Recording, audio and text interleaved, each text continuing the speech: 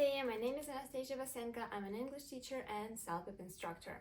And today in this video, we're gonna talk about top mistakes that people do on Celpip and how to avoid them. So let's jump in. The first mistake is not following the instructions. In most cases, this is about writing and speaking part. In writing, for example, you need to answer on 3 questions in the first task to write email, and students can answer only 1 or 2 questions or didn't answer them at all, and that is a huge mistake. In order to avoid that, you need to read the task carefully and be ready to answer all of the points in the task. Same works with speaking, where you need to answer on the task and you need to read the instructions properly to understand the task and what you need to do. Mistake number 2, speaking too fast or too slowly. Yeah, when you speak fast, you can make some mistakes, you can make more mistakes than you actually would. When you speak slowly, you just lose your time because you have only 60 or in some cases, in some tasks, only 90 seconds to answer, and you need to use your time wisely, and that's why you need to speak in moderate pace, and you need to, while practicing, you need to adjust your speed. If you speak too fast, you need to slow down a bit. If you speak too slowly, you need to make it a bit faster, so you'll answer the task and won't lose points. Mistake number 3, lack of organization in writing. That is very important, and I see among my students that people always jump from one idea to another, not given the proper details to the, not developing the ideas, not giving the details, not organizing the response. So in order to avoid that, just make sure you write you divide your piece of writing into paragraphs and you develop the ideas. So your writing should have introduction, main body, conclusion, and when you develop your ideas, follow this structure. Idea, then details to support that idea, then second idea, details to support that idea. So follow this structure and you will get more points for your writing. Well, the same works with speaking as well. Mistake number 4, misusing complex vocabulary. Yes, we all heard of that myth that if you use high level vocabulary, advanced vocabulary, you will get higher score. But that is not always right, because sometimes students just put all the advanced vocabulary in one sentence without understanding what it really is, and thus their response lack clarity. So focus more on clarity than complexity.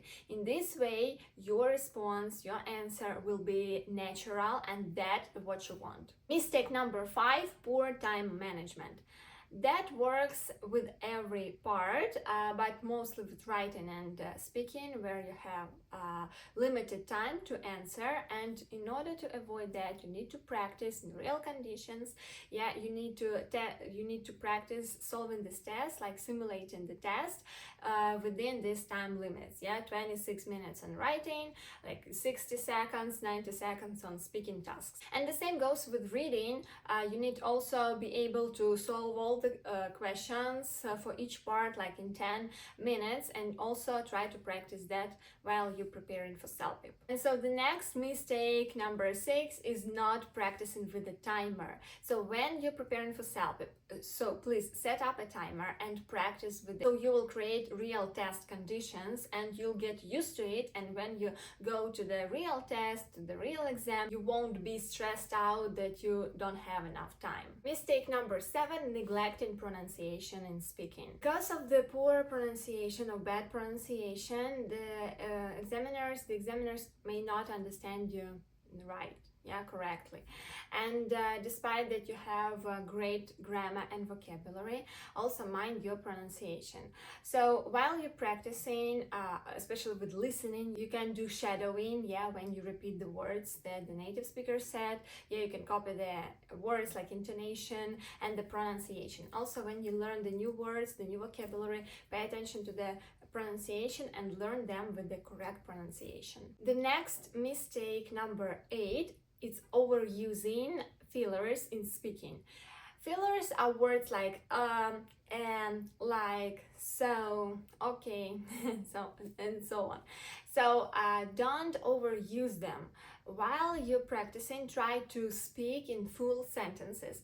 And if you need some time, so it is better to take some time to think before you actually deliver the sentence, because when you divide the sentence, your thoughts are not clear and they sound a bit abrupt. So try to speak in full sentences while you're practicing. Mistake number 9, not using enough details in speaking and writing. In these sections you need to elaborate on your ideas very clearly, and so that's why try to give the idea and support it with the details, with the examples and so on. If you do not do that, your ideas, they don't have enough proof, they sound vague, and that is not really good. So try to make all of your ideas supported with details, very well elaborated. Mistake number 10, ignoring the Celpip criteria, scoring criteria.